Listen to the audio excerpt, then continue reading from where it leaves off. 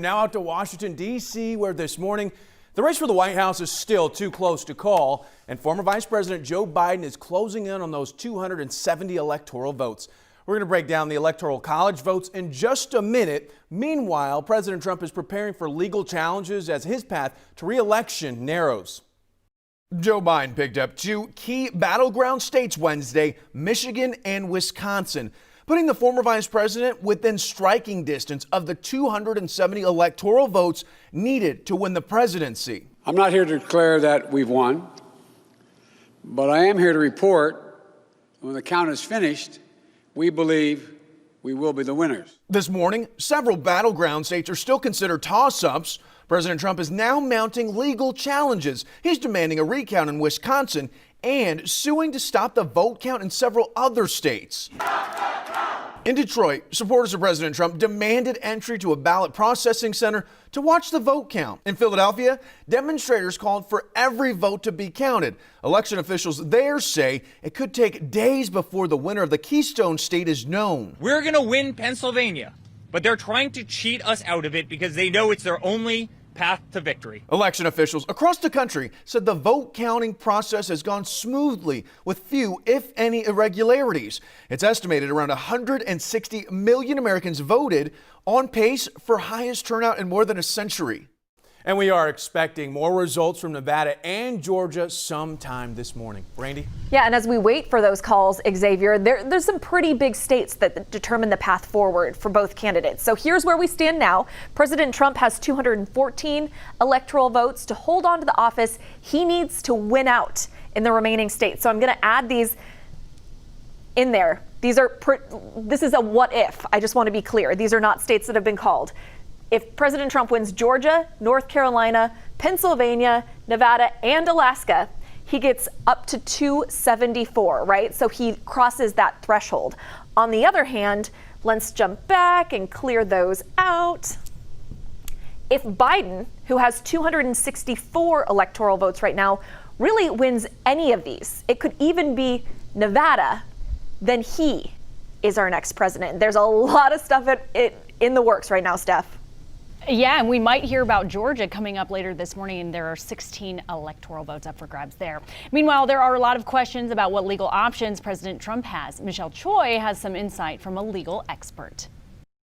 Hey, good morning. As we all wait for the final results of this presidential election, from lawsuits, recounts to stopping ballot counts, many of you wanted to know, what can President Trump actually legally do? We turn to U of H political science professor Brandon Rottinghouse for some insight. First, can the president stop ballots from being counted during an election?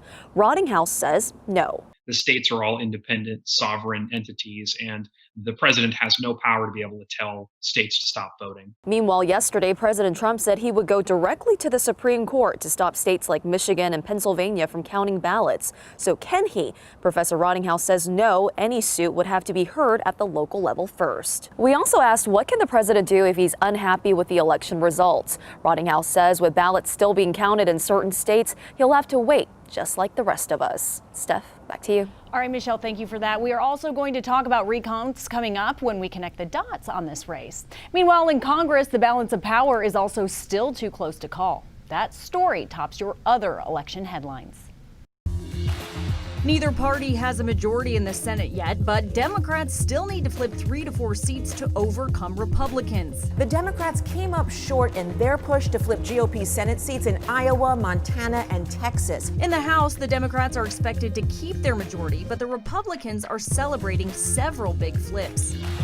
A federal judge criticized the Postal Service for missing a deadline to sweep facilities for 300,000 mail-in ballots in a dozen states.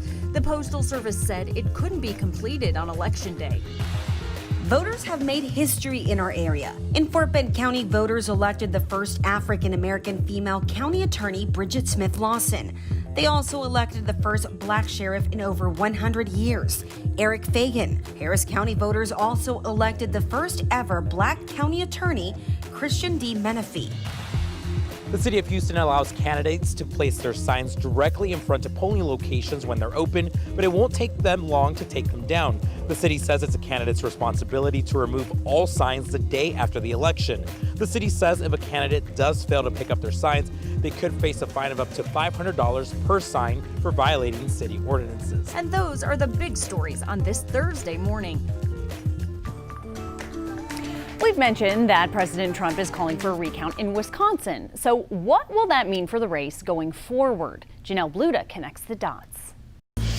In this contested presidential race, it's looking like a recount is going to happen. But how will it work and what is the potential outcome? Let's connect the dots.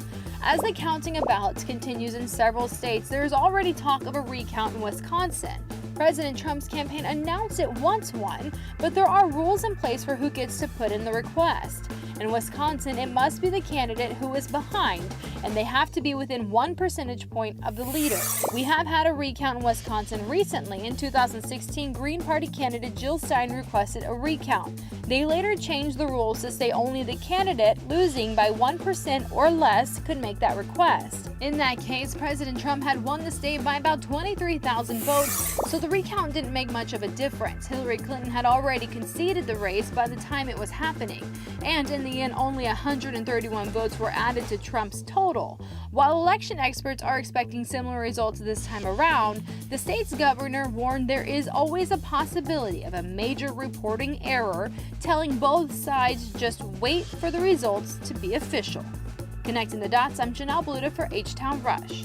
Janelle, thank you. Now, the president can't formally request a recount yet because the results in Wisconsin haven't been certified. Election officials are expected to report their official results by November 17th.